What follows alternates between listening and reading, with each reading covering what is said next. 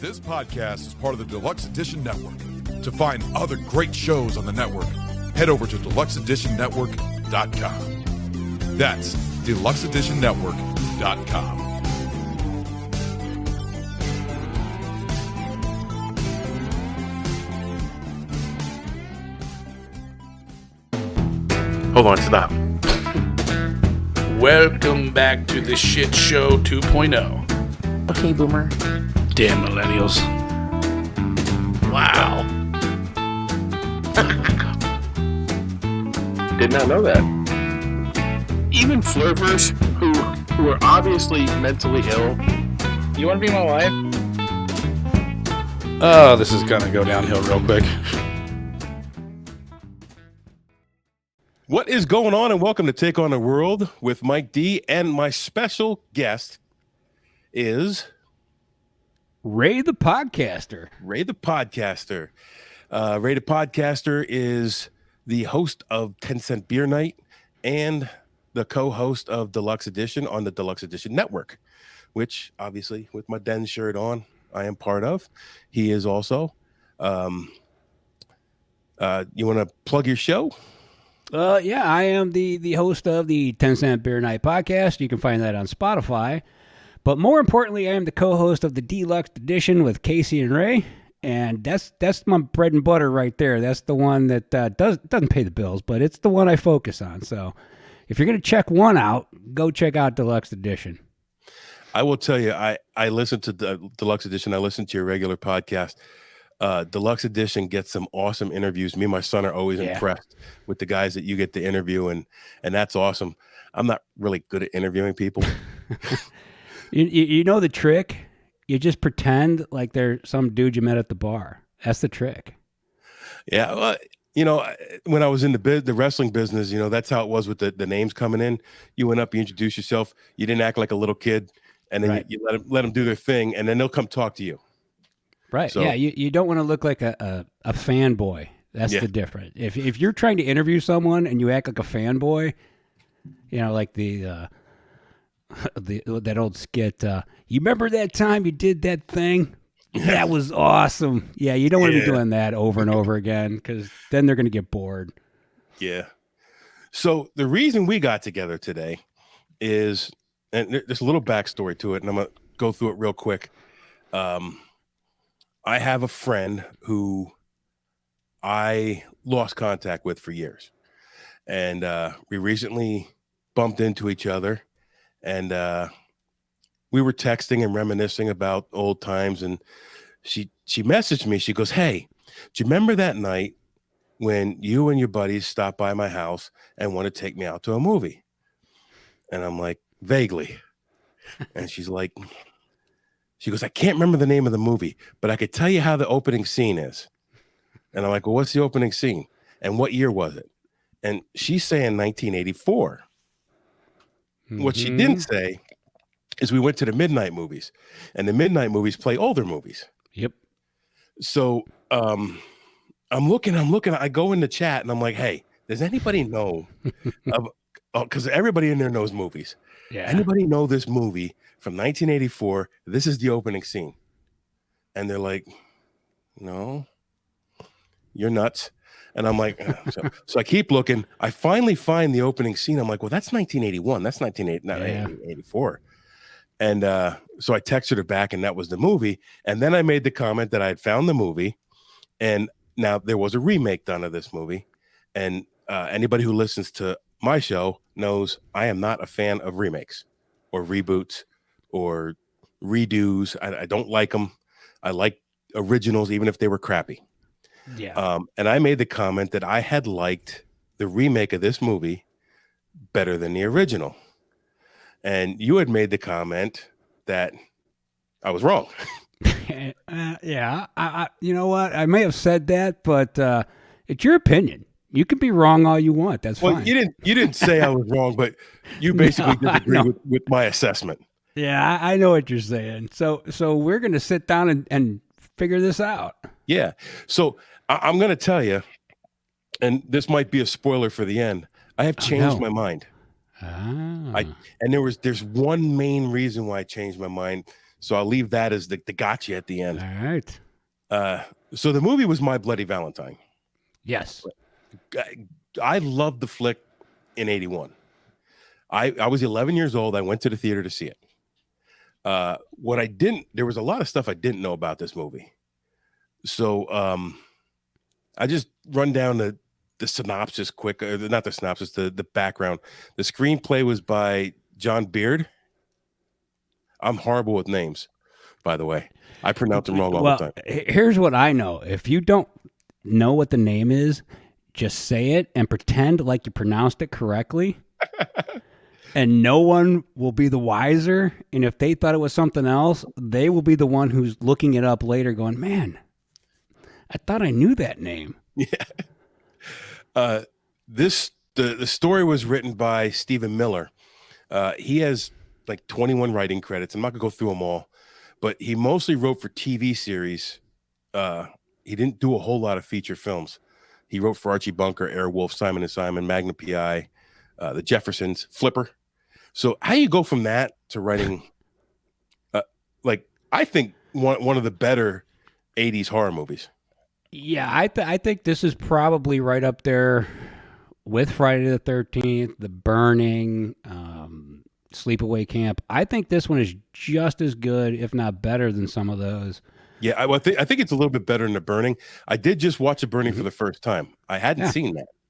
And I don't know if you were talking about it or one of the other podcasts on the network was talking about it, or mentioned it. But I ended up enjoying it. My son watched it with me, which is cool because like he kind of likes the 80s retro stuff too. Yeah. So that's always fun. Maybe he's just humoring me. I don't know. But yeah, this one's right in the vein with those iconic movies. And I think the Miner should get a lot more love than he does in the horror community as an iconic figure. Yeah. Because you always see the Freddys and Jasons and Michael Myers and that, and he just gets left out a lot. Yeah. Absolutely. And I don't know if that's because they didn't make this into a series or sequels or anything. But a lot of the times the sequels kill the character. They really just take something away from them. Yeah. Yes. There's very few sequels that don't diminish the mystique. Mm-hmm. The director was George Mihalka. Sounds right to me. Okay. He has 50 directing credits, many of them TVs. He does TV movies and several feature films. So this was a Canadian slasher film. The shooting began in 1980. And it was done at the where is it? Oh, the Sydney Mines in Nova Scotia. Yeah. And the mine had been closed for 5 years when they did the filming. So there's some parallels to the second one with the background of the filming too. They completed also in November of 1980. They started in September. So they only took a month to shoot it, 2 months. Yeah, the budget was only like $2 million for this movie. Yeah. And I was reading that they were talking about during filming they had to be really careful in the mines because there was still methane gas and shit going on down there. Yeah. And that's scary, man. When you do these low budget horror movies like this back in the 80s, nobody really, took safety like it was real. Yeah. And they did all the shooting, the mine scenes in the mines. Yeah. There was nothing on set. This was all in the mines. So you got hot lights down there. Yeah. And that's scary with that methane. The running time was 1 hour, 33 minutes, which is you're in Casey's sweet spot. That's the sweet spot right there. I'm okay with a 2-hour movie. I'll tell you right now, the only movie I think that I've ever seen that was 3 hours long that I was like, man, I'd watch another hour of this was Wolf of Wall Street. That's the only movie that I've ever seen that was 3 hours long. I was like, give me another hour of this. I didn't realize that was 3 hours long. Yeah, that's what I mean. It's so good. Yeah. So for me, when you start getting past 145, 150, I'm like, God, what are we doing? Can we just wrap this up? It's especially horror movies. Yeah. If it's not nonsense in it, it doesn't bother me. If it's nonsense, I'm like, okay, let's go. Move on. Yeah. Let's I don't need to watch, somebody do banking or whatever for, 6 minutes. Yeah. Because they can't get their loan. Just have them go into the bank, walk right back out, do a cutscene. Let's roll this thing. I want to see murder. Bye. Yeah.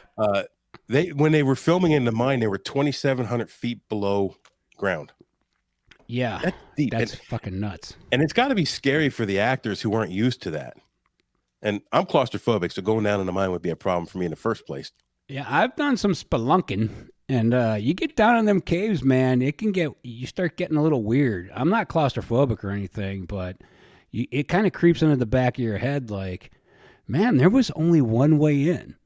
Yeah. If something happens, I'm going to have to eat these fucking people that I came down here with to survive. Absolutely. Like, I have no choice. This is what I've learned from movies, especially this one.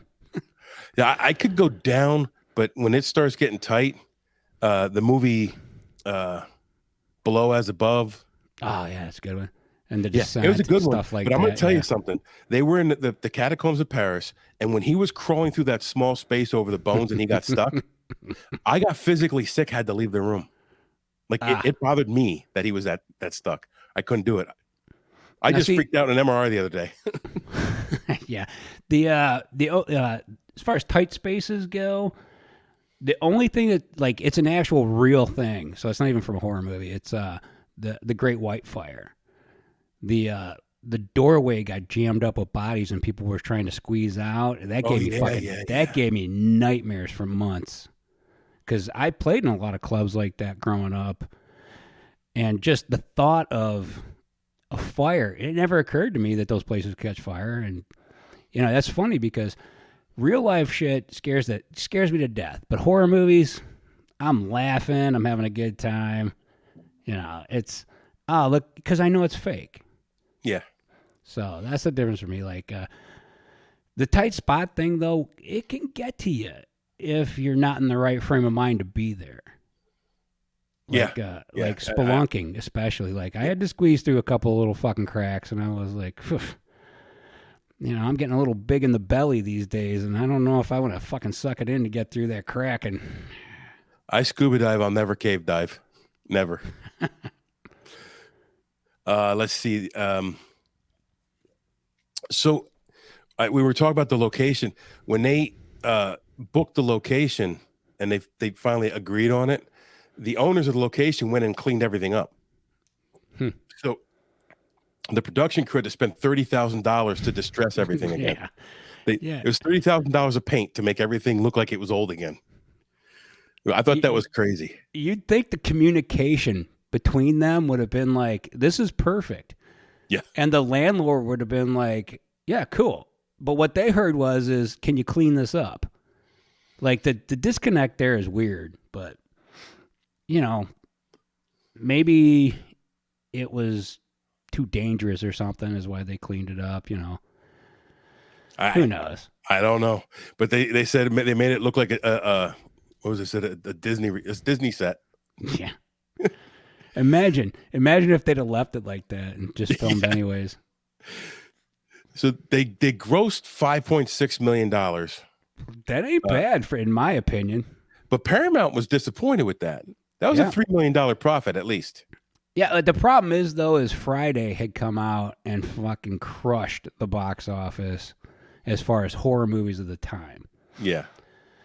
And I think it made like half or a third maybe of what Friday made at the time. I don't know off the top of my head, but it was not as much as Friday made. And that's the standard at that point. Are you Friday the 13th or are you Saturday the 14th? That's the difference. Which one are you? And unfortunately, this one didn't make as much money. But in my opinion, I think this story is every bit as good as Friday. I thought so.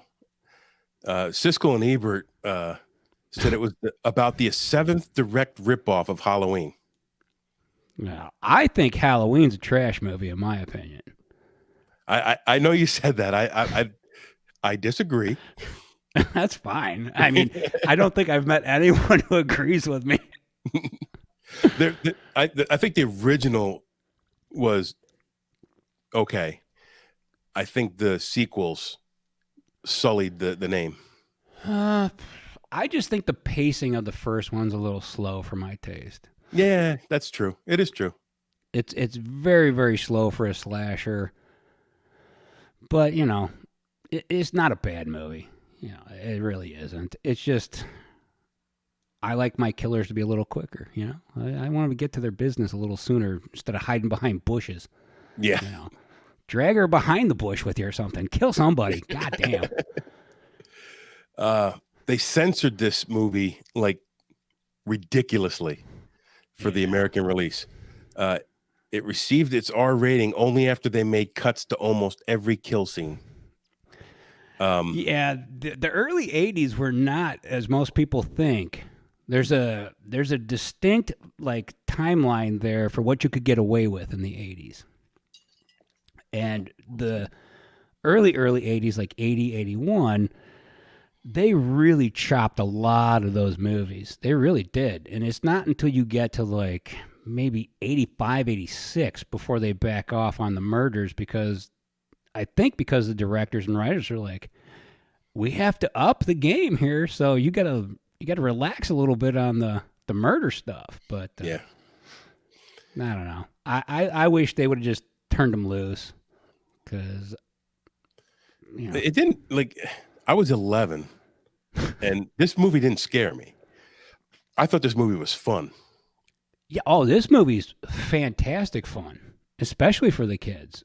You know, if you're a parent out there and you want to introduce your kids to horror, I would say this is much better of an introduction than Friday or Halloween or even, Sleepaway Camp. You want to show that to kids, but yeah. I think this one's a perfect introduction movie because the kills, some are gory, but they're not over the top, you know, Evil Dead, blood shooting everywhere kind of gory. And, you know. Evil Dead 2 is a good introduction. Evil Dead 2 is in my top 5 movies of all time. Yeah, I love that movie. I've probably seen that movie 60 times. I was just watching some of it the other day. I just rewatched it again the other night. When I was in high school, me and my brothers, there was an entire summer we watched that movie every night. Just love it to death. You're going to notice something. I get off topic real easy, so you're gonna have to rein this in when you need to, Mike. I'm fine when the train goes off the track, because that's what me and John do all the time. Yeah. One of the producers said the film was cut to ribbons, and it still came back with an X rating. You know, I wish more of them would have just said, you know, screw it, release it with an X. Let's see what happens. Yeah, well, I think that they were shooting for the younger audience. Back then, they were terrified of that X rating because you could only show it in the smut theaters then. Yeah. But I still think it would have done fine. You know, some guys like, hey, I just jerked off to this one movie, but then I hung around and watched this horror movie, and it was fantastic. I'm going to go back and actually eat some popcorn and watch a movie this time, you know? Where I grew up, there was an X-rated theater in Allentown, and it was down in a little valley. So we would sit up on the hill. We would just watch it. We'd sit up there with our bikes. Well, like a drive-in? Yeah, it's a drive-in theater. Oh, my God, a smut drive-in. Man. Wow, that's not in the song. No. In 2002, Paramount released it on DVD with some additional footage, and said that the other missing footage, the other cut footage, didn't exist anymore. But in 2008, Lionsgate had a licensing agreement from Paramount, and they added another 2.5 minutes of unreleased footage. They said with the 2002 and 2008 release, that's 90% of all the footage. They're still missing 10% of the footage that It's it's crazy that these dudes were just like, oh wow, we'll just chuck it in the garbage can. Yeah, I know. Well, It's just like Caddyshack was originally like 4 hours long, and they just threw all that extra footage away because they made them edit it down. They didn't save it because at that time nobody thought that it was that big a deal. I have my TARDIS door back here. Doctor Who, almost the whole first season is gone forever. Yeah, most of what you see from that first season is so grainy and garbagey that it's hardly watchable. And that's what started that trend. That's over 50 years old now. So, and people love it. Like I go back and watch the old Doctor Who's all the time. Yeah, I like Doctor Who a lot. Man, I do particularly like though David Tennant as the Doctor. I think he's probably my favorite. Yeah. He just there's something about him. I just like him. My son loves Matt Smith. He got to meet him. That's a good one too. He got to meet him at a con, and he was little, and he walked up and he had we had got our picture taken with him earlier, and he walked up with the picture to get it signed, and he was wearing the fez. Yeah. And like he couldn't talk. Like my son just couldn't talk. And my son never shuts up. And I said, well, you have a chance to talk to him. And he signs the picture, and he reaches for his fez, and he goes, well, I'll sign that too. And his people tried to stop him because you're only supposed to sign one thing. Right. And he goes, don't tell me what I can sign. So he signed his fez and the picture. Yeah, that's like if you see Henry Winkler at conventions, that guy just is, they're like, you have to stay in your booth. And he's like, I don't have to do anything I don't want to. I want to go talk to people on the other side and take pictures with their phones. You can't stop me. Yeah. It's crazy. But you know what? Being a celebrity, it's weird that they try to stop him from doing stuff like that. Yeah. Like, here's a kid, and he wants to sign something, and you're like, no, we're going to get paid for that? Why? What's your cut? Like, if your cut's more than what I'm making, there might be a problem here. So the premise of the movie itself, which is what we wanted to discuss, the movie took place in Valentines Bluff, which is as a Canadian mining town. They wanted to renew a 20-year-old tradition of a Valentine's dance, which I guess was a big thing because it was Valentine's Bluff. The dance had been canceled for 20 years because 1 year after a mine explosion that trapped 5 miners due to a supervisor leaving before the mine was clear so they could go to the dance. 1 year after that, they said, we're not doing this anymore. After searching for several days, they found one miner left alive, Harry Warden, and he stayed alive by eating the remains of his fellow miners. Which is completely reasonable. If that's what you got to do. I mean, that's survival of the fittest, right? Yeah. Well, I'm assuming he didn't eat him alive. Oh, he didn't eat him alive. Well, if you look at the shot where he's got the arm and he's got the wild eyes, I think he ripped them people apart. Maybe he did. So due to that ordeal, he went insane. Yes. He killed 2 of the supervisors, cut out their hearts, put them in chocolate heart boxes. Yeah. So they decide they're going to have this dance again. And Harry's not happy about that. Not at all. No, he got upset. Yeah. And when they started talking about having a dance again, the murders started happening again. Mm-hmm. So the town canceled the dance again, and the kids said, fuck that, we're having our party. Right. And I want to point out something too about the heart in the box when it shows up and the kid's like, hey, this came for you and I don't know where it came from. And he's like, oh, cool. The mayor takes it and he's in the car with the sheriff and he's like, man, I love chocolate. I'm about to tear this chocolate up. And he opens it up and it's a heart. That's iconic horror right there. The setup of that moment took, it wasn't just like he got, here's a box, open it. You know, Yeah. they took the time to develop that moment, which is one of the things why I think the first one is an iconic movie, because they really didn't just go total slasher with this thing. They spent their time writing something worth watching. I think it is decently written. Mm-hmm. It's not Gone with the Wind. Hey, it's not Citizen fucking Kane by any stretch of the imagination.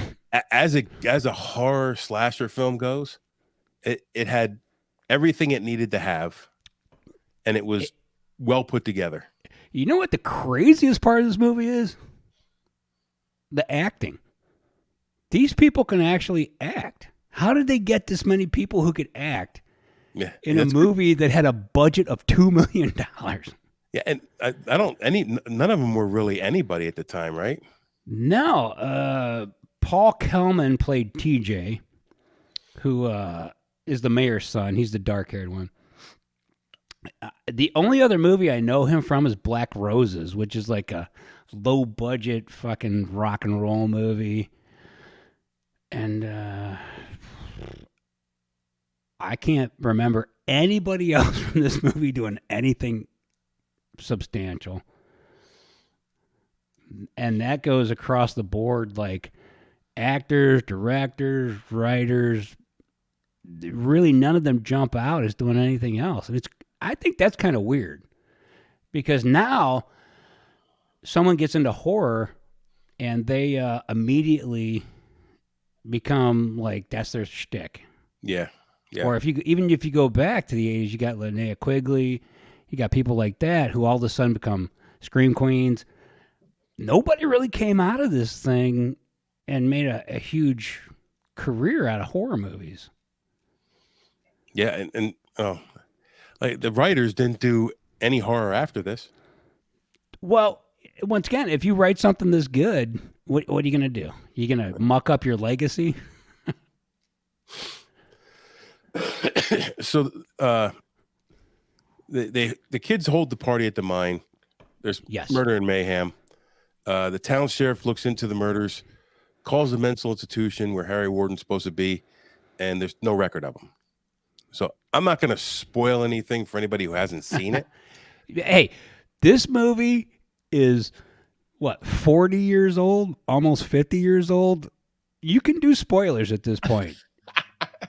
If they have not seen this movie by now, that's the truth. That's their problem. There may be some people like my son who, like, he doesn't think about these movies until I say, hey, let's watch this.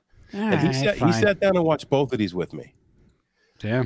And we both kind of came to the same conclusion at the end.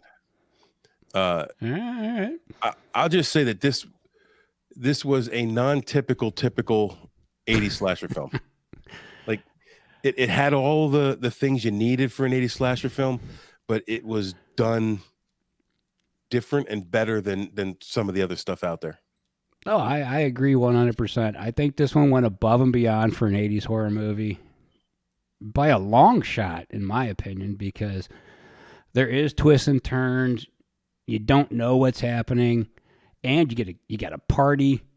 You got the kids saying "F you," we're going to have our party anyways. You know, the acting's really good in this. I was surprised that there was never a sequel, but you know, what are you going to do? I would have loved to see a sequel. We were little kids. We couldn't storm Hollywood at that point and demand another one. But someone must have wanted another one, because in 2009 they make another one. But they did the same movie. I would have loved to see a 2009 sequel to this. That would have been cool. So do you want to talk about the sequel now? Yeah, we'll talk about the second one. All right, let's get into the second one. Now, right off the rip, I was mad because like you, I'm like, this is going to suck. It's going to be a shitty movie. I'm mad. And then I see Jensen Ackles and Tom Atkins, and I'm like, God damn it. I love both of these guys. All right, I'm going to give it a shot. I'm not going to get all crappy on them because, Jensen, he's Supernatural, The Boys. I'm like, because I did not watch this until we talked about doing this review. Really? I do not like remakes. I don't either. Like the only one that I actually think did a great job is The Hills Have Eyes. The Rob Zombie version? Not the Rob. No, it's not Rob Zombie. It's The Hills Have Eyes. Who the fuck redid that? Didn't Rob Zombie do that? No, he did Halloween. Yeah, he did Halloween, but I thought he did The Hills Have Eyes too. I don't think he did that one because it didn't have enough weird shit. It was basically just an updated version. Like they just did more big effects. But in my opinion, that one was really good. But yeah, I was like, all right, Mike, you want to watch this thing? Fine, I'll watch it. And well, I was pleasantly surprised. I really was. Because it's not the same movie. No, it's not. No. When this came into the theater, I was a little bit excited because I had so much nostalgia for the old one. Mm-hmm. And you didn't see it. Like you didn't see it out. Like we still had the video stores. You could still go get it in a video store. Yeah. But, well, maybe 2009 and you couldn't. I think we're getting close to the end of the Dude, that sucks too, man. I loved going to the video stores. Absolutely. Man, that was like the highlight of the Friday night. Like you and your buddies, you went there and you're in the horror aisle and everybody's holding up the covers. Like, what do you think, man? This has got like a severed head on the cover. And all the movies had great names. Yep. And now you're just on your TV, scroll. Yeah, scrolling, trying to find something. I scroll through so much, and I'm like, I don't know if I want to see that. That doesn't look good. Right. And I'm the kind of person, even if I start watching a crappy movie, I got to watch it all the way through. Like I have to. There's only a couple movies I've gotten up and walk away from. Man, that's tough because there's been a few lately. Like my ability to make it through some shitty movies has really went down. Like, if I get mad and I'm just, you know what? I'm wasting my time here. I could watch an old movie. I could watch My Bloody Valentine again and be much more entertained than this crap I'm watching right now. So, actually, that's what I end up doing is if I get mad enough, I'll shut it off. And to make myself feel better, I'll go watch an old horror movie. Because for me, like, horror movies my main genre. That's what I love. That's what I watch a lot of. Unless I'm watching Barney Miller, but, you know, what you can do. I didn't even know that was still on. It's not. Oh, I'm streaming that shit. Okay, all right. Because for me, I love Barney Miller. I think that's one of the greatest shows ever made. Well, I've just streamed... That comedy never gets old, man. I've just streamed every season of MASH. I'm on the final season. That's another good one, too. And my son sits and watches it with me. That's one, because we were so little when those two came out, that we missed a lot of the humor in those shows. Well, you're about the same age as me. Yeah, I turned, what is today? Yeah, I turned 51 last week, so. So I'm a year and a little bit older than you. So, same age. Yeah, same age. You know, same era. The beard has gray in it. That's where we're at. Yep. I did go to this theater to see this because I was excited to see it. Yeah. And I loved it in the theater. The one thing I did not love about it, it was 3D. See, I saw it on, like I said, I just watched it on TV. So the 3D thing, I did not get to enjoy. You didn't get to enjoy it, but you could see it because I rewatched it again, and you can see where the 3D stuff was. And I'm like, oh, that's so bad. It's kind of like if you watch Friday the 13th Part 3 again, and you just watch it on regular, viewing pleasure, and you see like the shit is just like, rah, rah, rah, rah, and it's like, oh my God, 3D sucked so bad back then. Yeah, it did. So this was 2009. Todd Farmer and Zane Smith did the screenplay. Todd Farmer has 11 writing credits, including Jason X, Drive Angry, and Trick, which are three not so great movies. Jason X is probably the worst one in the series. I was just going to say Jason X is even worse than when spoiler alert, in part 5 when Jason's not the killer. Like, Yeah. this is worse than that. Yeah. Or Yeah. no. Yeah, it was part 5. He wasn't the killer, was it? Yeah, the new beginning. Yeah. Yeah. Yeah. Yeah, I shouldn't doubt myself on that. I've only been watching Friday the 13th for my whole life. But yeah, I think Jason X, it's not a bad movie till the very end. When that goddamn thing drops back down into Crystal Lake from outer space, I'm like, you gotta be fucking kidding me. That is the second worst thing I've ever seen other than Indy in the refrigerator flying away from the nuclear explosion. Oh. Zane Smith, this was the only full-length film that he wrote. Screenplay. He didn't do a bad job. No. It was directed by Patrick Lussier. Can we call it, because I want to imagine he's French, so I want to call him Lussier. And I imagine he's on set and he says things like, ho, ho, ho. The miner must use the pickaxe in this scene. Or pancakes. One or the other. Let them eat crepes. Yeah. He directed Dracula 2000, The Prophecy 3, and several TV series. And he has editing credits on MacGyver, Highlander, New Nightmare, Scream 1, 2, and 3, Mimic, and Halloween H2O. That's pretty good track record, but For the TV stuff, for the directing, the Prophecy 3, yeah, I just I glanced by that and just ignored it. okay. I just listened to the other ones. This one was shot in southwestern Pennsylvania, just south of Pittsburgh. Mm-hmm. It was the exterior of Logansport Mine in Bethel. And the Kittening Main Street was used as the main street in the fictional town of Harmony. So it's no longer Valentine Bluffs, it's Harmony. Which is kind of stupid. Yeah. Why change the name of the town? I think they were trying to make believe the other movie never happened. Okay, but we're already doing a remake. Yeah. Tom Hanniger has the same name as the other character, T.J. Hanniger. I know. Come on, we're making the same movie again, but we're not.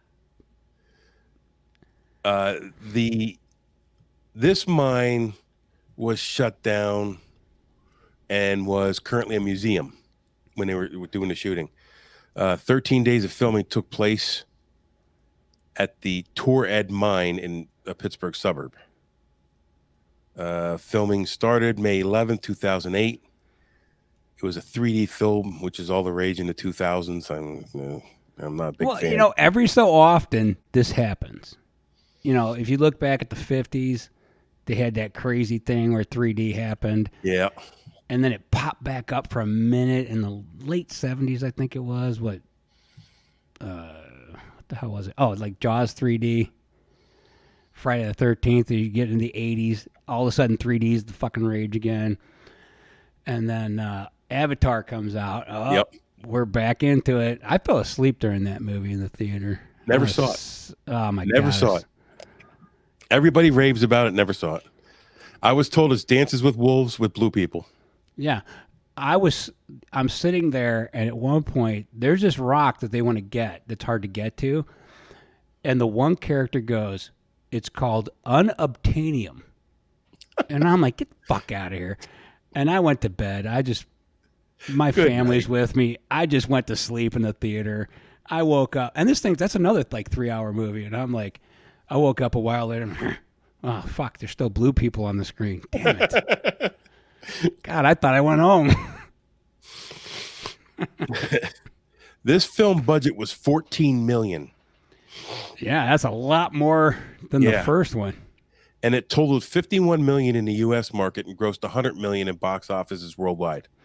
And that, in my opinion, I don't think that's bad. But guess what happens again to this poor movie? No sequel. No sequel. Nope. The film opened to a gross $24 million for the opening week, and it was third behind Gran Torino and Paul Blart Mall Cop. I think that's the embarrassing part because I've seen Paul Blart, and this is a far superior movie to Paul Blart. Like, I like comedies, and the Paul Blart is a funny movie, but it's not a great movie. No, I'm not knocking Kevin James because I think he's a funny dude, but Paul Blart is not his finest moment. And in 2009, I guess the general public didn't understand what a good movie was. True. So they just gravitated towards the dumb mall cop movie. Because you have to remember, too, if you're taking a date to the movie theater, a lot of women are not into horror. You know I go on Instagram and I see all the hot horror chicks and all that, but believe me, that's a ruse. Yeah. That's a clever, shell game that they're playing to make money. Most women just are not that into horror. It's funny because I just made an appointment with a doctor for an MRI. Another one. I'm going to run away again. But the lady who was making my appointment, I don't know how she was checking on something because I had a metal splinter in my eye some years ago. So they have to check for a head x-ray, an orbital x-ray to make sure the metal's not still there. It could blind me. So she's checking for this and she has me on hold, but she's talking to me and she's, how you doing? What are you doing this week? And blah, blah, blah, blah, blah. And I said about doing a podcast about My Bloody Valentine. She goes, oh, I love that movie. She goes, I love horror movies, especially 80s horror. And I'm like, really? And I said, there's a bunch of good horror movies coming out this year, supposedly. And yeah, there are actually. And she's like, oh, what are they? And I start going down the list, and she goes, I got to go see them. Like, it was just weird because I don't know many women who enjoy horror. Look, I compare this to, because I love Dungeons and Dragons. I've played since I was fucking 10 years old. And now everybody on the planet talks about how they're an old school D&D guy. And when they say old school, they mean like 2000, 2005. I've been playing since 83, back when you would get in a fist fight with somebody because they were bad-mouthing you and calling you a nerd or beating up one of your friends. Yep. And I'm just like, how the fuck is this happening? I played back then. My son plays now. Yeah, I still play. I love it to death, man. And it's funny because, like I said, I have never been embarrassed to say it. Like, I love the game. I'm an ambassador for the game. And now they're like, oh, you're one of them old grognard motherfuckers who's a gamekeeper. And I'm like, I'm not. I like the game, man. I don't care what version we play. Let's just play the game. But understand I'm old and I like my game to be the way it's supposed to be. I want to be the hero. I don't want to be a dragon man who spits fire and flies. I just want to be Conan. Can I be Conan? Yeah, me and my son talk about that all the time. I couldn't play now because I haven't played for so many years. I wouldn't even know where to start, and I didn't play. Can you roll dice? Do you have an imagination? You can play today. Yeah. That's what I tell everyone. That's how I trick my friends. They're like, because you need players, and I'll be like, hey, you want to hang out, play D&D? What the fuck is that? It's a game. Well, what do you do? Well, you roll dice, you pretend to be somebody else, and you drink beer. All right, I'm in. That sounds like fun. Yeah. And that's how you get people. So, see, now here's the part where you got to figure out where we were at in this movie review. Oh, I have it highlighted. All right. The film received mixed to positive reviews from critics. While some liked the performance and the production value, others criticized the writing, wooden characters, and 3D technology. I will say, I don't think the acting was as good in this one. No, and that's, for me, I think that's why I like the first one better. After watching it again, I do agree. See, but like I said, I think Jensen and Tom Atkins are really fucking good in this movie. But that's only because I love them and other things they've done. If this was the first thing I ever saw them in, Tom Atkins. You wouldn't run out to see the next thing. Yeah, Tom Atkins, he gets a pass on whatever he does because he's been in so many good movies over the years, and Jensen gets the pass for what he's done. But once again, I think they're really the only two actors in this movie who are professional actors. I think the kid who plays the sheriff, Axel, I don't think his acting was very good at all. It was very subpar. The naked chick was awesome at the beginning. There's a trivia to that. Oh, yeah? So I have it down at the end. I'll get to that. But that scene has some trivia to it. Nice. So this was a modernized remake. And, of course, because it's modernized, they changed the story. 6 miners are still trapped due to methane explosion. It was caused by the mine owner's son. Failure to vent the methane from the mine. The only one found alive was Harry Warden, who was found comatose. It was said, and they didn't show the cannibalism, but it was said that no. They actually changed it. They said he beat them to death to save oxygen. Yes. But then there was in the newspaper clippings in the begining. Yes. That's where they get fucked up in this movie. They're saying like he didn't, he was saving oxygen, but he was there for like what, 3 hours or something. It's really quick in this one. No, it was longer than that. I don't have it written down, but in the clippings one of them said cannibalism ? So they still hinted at the cannibalism, but they didn't. Right. They didn't just flat out show a guy chewing on an arm with crazy eyes like the first one. So 1 year later, Harry wakes up. 1 year after the accident, he wakes up from his coma, and then goes on a killing spree in the hospital, kills patients, staff, and puts their hearts in chocolate boxes, which makes no sense. That's an homage. That's what it is an homage, and there's several in this movie. There are, which I appreciate, but I wanted to make sense. That's all I ask. Like if you didn't see the first one, you wouldn't know what the fuck was going on because it's not called Valentine's Bluff anymore. Right, and I watched them both within hours of each other. Oh, I watched them back to back. So I'm literally, and it's just like I caught this stuff because I did that. If I had watched this one just now after watching another one in 81, it would be insanely difficult. Yeah, to watch them 40 years apart and be like. But no, I did. I went back. I watched them when we first talked about doing this. I watched both of them, and then a couple days ago, I said, you know what? I'm going to go ahead and I'm going to watch them again, just to make sure I know what the hell I'm talking about. 'Cause, the last thing you want to do is sound stupid when you're talking about movies. So I did watch them again, and this one's got some problems.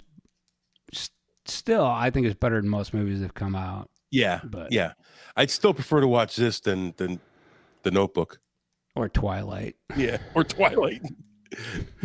So Harry wakes up, kills. He returns to the mine, kills several more people, and then thought to be killed in a mine collapse. Well, Tom shows up, shoots his ass. He comes back 10 years later. Right. So he does the thing. He wakes up. He gets shot. Tom Atkins is like, yep, I'm a man. I have a gun and a penis. I'm going to kill people. That's what I do in movies. And then 10 years goes by or whatever. Was it 10 years? It was 10 years. His father passed away. Right. And he's going to sell the mine. So he comes back to sell the mine. Yes. So this is the Tom Hanniger character, which is basically TJ from the original. Yeah. Played by Jensen Ackles. And for some reason unknown, he's like, oh shit, my high school sweetheart that I abandoned is married to Axel, who's now the sheriff, but I'm going to try and bang her anyways. Yeah. Like, I don't know about you, but the last dude I'm going to try and fuck their wife is a cop. Like, they can ruin your life. Like, they have access to everything. Yeah, absolutely. So, like, he could have picked somebody else. He could have been like, you know what? That other chick is still hot. Maybe I'll just go talk to her instead. But no, he's got to go and talk to her. And the funny part is Sheriff Axel's like, hey, just so you know, this guy's fucking crazy. If he calls you again, let me know. And then she's opening the store, and there he is, like, out of nowhere. And he's like, hey, I figured you'd be here to open the store for your shift. And she's immediately, like, not freaked out by this at all. Like, you know, a normal person would ask, how long you been sitting outside this store? You stalking me? Are you stalking me? What the hell's wrong with you? My husband's the goddamn sheriff. Like, I got him on speed dial. But no, she's like, oh, maybe my husband is a maniac. I suppose I'll trust the guy that abandoned me 10 years ago, and let's go do stuff together. It'll be fun. You want to go mini golf? Whatever. So after Tom returns to the town, the killings resume.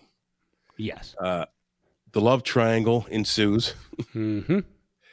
It comes to light then that Warden was killed and buried by the former sheriff and the mayor. And then they said, look, we'll take you to the grave. Now, see, this was a twist I liked. I liked that they twisted this and said, look, we murdered this motherfucker and buried him out in the woods, because that's little town justice back then. Yeah. But when they get to the grave, it's empty. Yeah, that's not good. That's not a good thing when you find a grave and you're the one who put it there and now it's empty. Like, shit.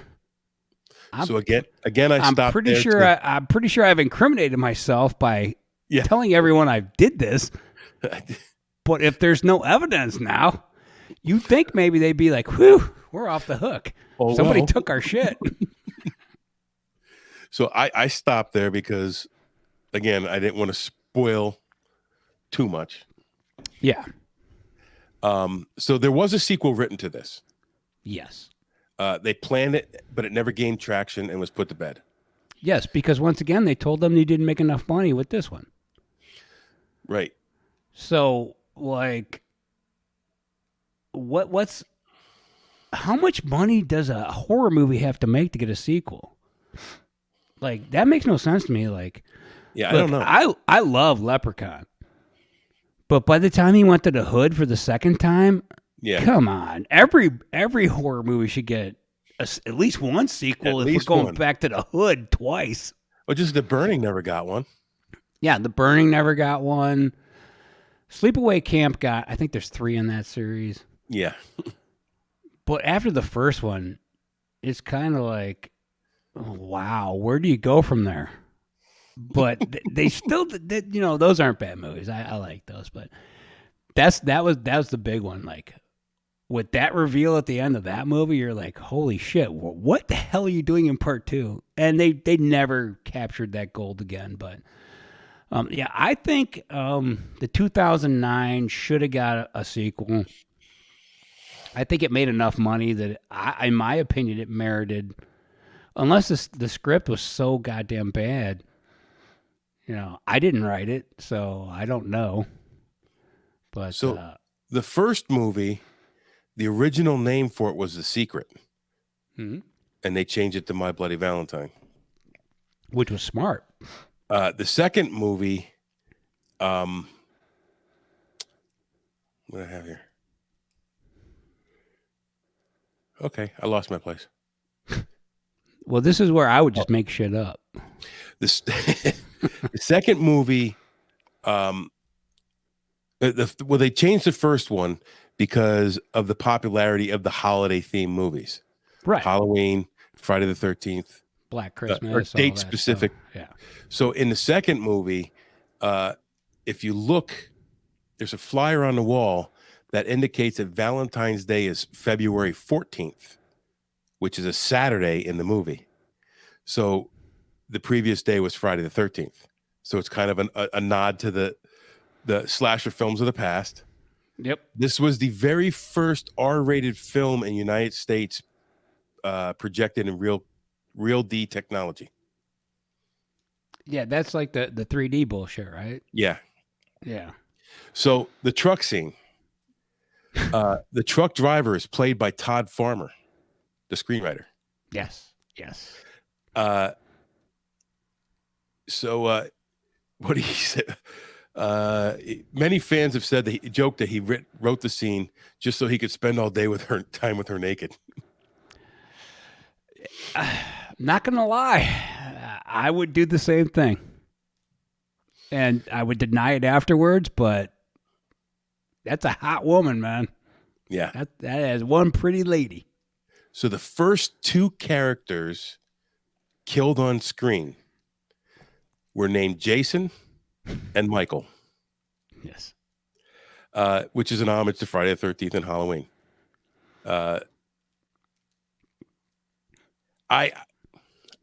I thought that stuff was cool. Yeah. Like I love when they throw stuff like that in. I do. This is a hard one because I know you don't want to give away stuff for this movie, especially about the Tom character. But I have to point out, You're right. We could give it away. It's been long enough, but I just stopped there because. Yeah, well, here's the biggest problem with this movie for me is he wakes up from the coma, goes on a killing spree. Where the hell did he go? Where the fuck did he go? Because it's, I don't want to ruin this for anybody who hasn't seen it, but that's kind of a sticky point for me because that dude woke up and he just fucking left Pennsylvania or wherever the fuck they were at, and he just went somewhere. Harry Warden? Yeah, Harry Warden. Well, they killed him. They killed him and buried him. I don't know where the people thought he went. All right, that's right. Well, he's in the cave in, but he kind of disappears too. But it's kind of an homage to the first one. Okay, well, that's kind of where the twist. All right, I kind of see where that's what the twist comes from. Okay. Yeah, that's and right. Like you said, when they walked up and found it empty, it's like, okay, I didn't do anything. Right. Okay, that makes sense. Yeah. That was kind of confusing there for a minute, but yeah, that makes sense now. That's the two movies compared. All in all, I now agree with you. I believe the first one is better. I enjoyed the second one, which I usually don't enjoy remakes. I enjoyed it enough to think that I liked it better. But after going back and watching them both back to back, because it had been a number of years since I saw the original. Right. Yeah. I think the last time I saw it was like in 1990 or something like that. Because I saw it in 81 when it came out. And then I saw it in 84 when we went to the midnight movies. Yeah. Dude, midnight movies are awesome, by the way. Yeah. Yeah. We had a complex that had back then had 9 movie theaters. Oh, no so shit. We'd go in and every Saturday we go to midnight movie, then we go to Perkins, which is a diner. Yes. And we get kicked out of Perkins. And then we go somewhere else. We go to the Top Hat and we get kicked out of Top Hat. So we do midnight movies, we do midnight bowling. Like we were never home on the weekend. No, and that's what's funny because back then, like we were teenagers. And we'd be at midnight movies, we'd be at midnight bowling, we'd be at we went to Denny's a lot and Waffle House and shit like that. But I still say the first one holds up as the better movie. I like the second one a lot, but I still think the first one is superior, mostly because it came first. I think they did a good job of changing it up for the second one. I just wish that he got some better actors for some of the parts. Yeah, I do agree that I think the acting was better. I think the story was better in the first one. I think the story's better too. The story was more cohesive. The second Yeah. one, after watching, and I don't like 3D. I never have. Yeah, I'm not a fan either, but what are you gonna do? Trends are trends, and yeah, I just think the acting for me, the story wasn't bad for the second one. I like that they changed it because I don't. One of the things I hate is when they go, all right, we're gonna take this movie and we're gonna take the minor and we're just gonna make him a chick. Yeah, Like, I think that's lazy writing. Or we're going to be like, all right, well, the two main characters were dudes in the original, so now they're chicks who are minors. Yeah, that's believable. So I'm glad they didn't do something stupid like that. yeah. So, but yeah, I think the first one is still the superior movie. It holds up. Yep. And I think anyone who wants to watch a great 80s, early 80s horror movie, like this is even like when you're getting to the creme de la creme of horror movies of the 80s, like when you get towards the end, like 86 to 89, you start to get to where you're getting, I think they made 500 movies a year between 85 and 90. Yeah. Like all of a sudden, anyone could make a horror movie. So this is when you still had to be a professional filmmaker to make a horror movie. So, Plus, the first one, the practical effects are they're amazing. so much better than any of the. Because due to 3D stuff, you have to do CGI, and it just Yeah, it loses something. CGI is nowhere near as impressive as practical effects. Never and I will agree. be. I don't care how good they get them down. It's I agree never with you. going to be as impressive. I hear you say that all the time. Yeah. I agree 100%. I'm a huge fan of practical effects, and I've taught my son the same thing. Like he sees the wisdom in that now. Yeah, like even if you go back to like the Kevin Bacon scene in Friday the 13th, the arrow, and you look at like the diagrams that they have of that, where Kevin Bacon, they have the drawing where he's under the bed and he has to hold his neck backwards, and I think this Tom Savini and his partner at the time, who's like 15, is pumping the blood and everything, and it's like you can see the diagram they drew of this to show people like, here's what we're gonna do. So like, there's a fake body, and his head has to lay underneath and just cock his head back as far as he can to make this look real, and they pull it off. Yeah, Because that looks like that arrow comes right through his goddamn neck. And there's something to be said where some kid on a computer, and look, I'm not saying that doesn't take talent, because in a million years, if I lived for a million years, I could never figure out how to work a computer to do that. But you give me somebody who's making blood pumps and packets and figuring all that stuff out in a safe way to not hurt anybody, far more impressive than some kid on a computer going, all right, 15 minutes, I'm done. There's your scene. yeah. I don't care how good it looks. It ain't never going to be as impressive. Nope. No, it will not. So that's My Bloody Valentine, 1981, 2009. We took that on. You guys go take on the world. This will be dropping on Valentine's Day. And Ray, I appreciate you coming on with me. Love to have you on again. I'll come back anytime you want me, Mike.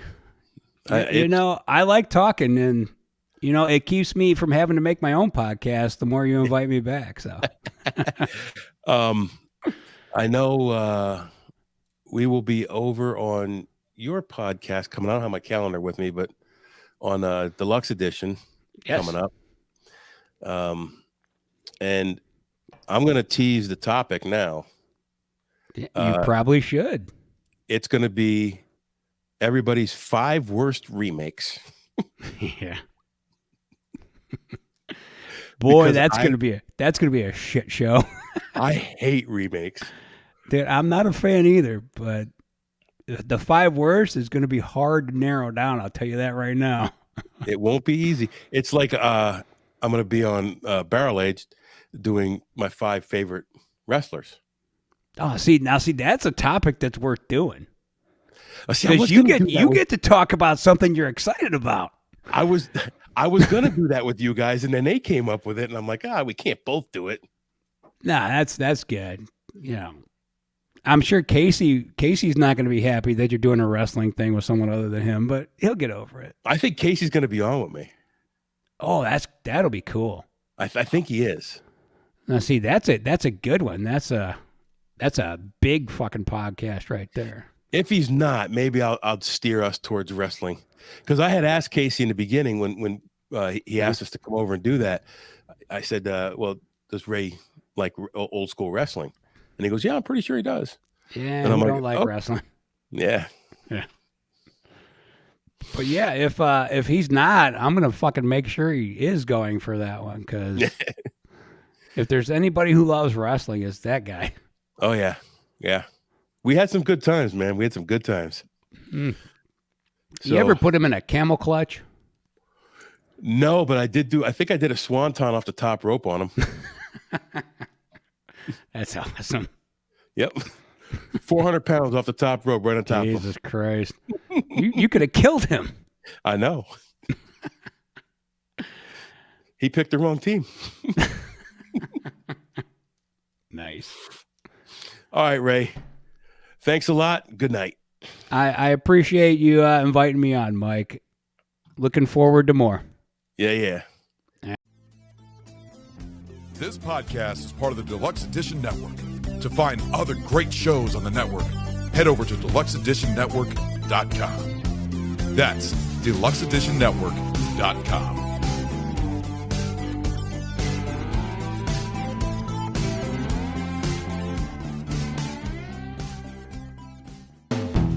Hold on, stop. Welcome back to the Shit Show 2.0. Okay, Boomer. Damn millennials. Wow. Did not know that. Even flirters who are obviously mentally ill. You want to be my wife? Oh, this is gonna go downhill real quick.